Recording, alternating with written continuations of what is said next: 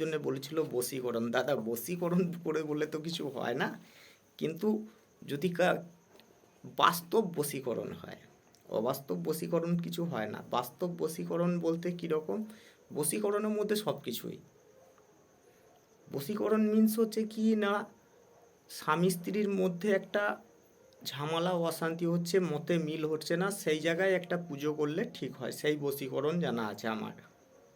কিন্তু প্রেম ভালোবাসার বশীকরণ কি হয় আমার জানা নেই। বা আমি তো ধরুন তাহলে আমি অ্যাস্ট্রোলজার জানি, আমি তো কোনো মেয়েকে বশীকরণ করতে পারি, এটা আপনাদেরকে ভাবতে হবে। সেই জায়গায় দাঁড়িয়ে এগুলো কিছু হয় না। বশীকরণ এটা হতে পারে সাংসারিক কোনো অশান্তি চলছে স্বামী স্ত্রীর মধ্যে, সেই অশান্তিটা মিটে যাওয়ার বশীকরণ হয়। বা মা বাবার সাথে একটা সাংসারিক প্রবলেম হচ্ছে, সেইখানটা ঠিক হয়। কিন্তু কোনো একটা মেয়েকে আমি পছন্দ করি, তার নাম গোত্র বা তার সেই আমি শোনা কথা, এগুলো আমি অনেক শুনতে পাই,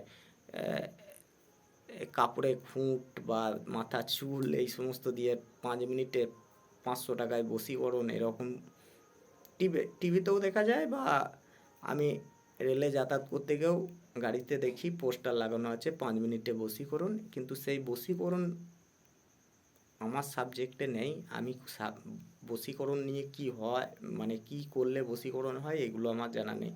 সাংসারিক সুখের জন্য যেটা হয় সেটা তারাপীঠ, কামাখ্যা,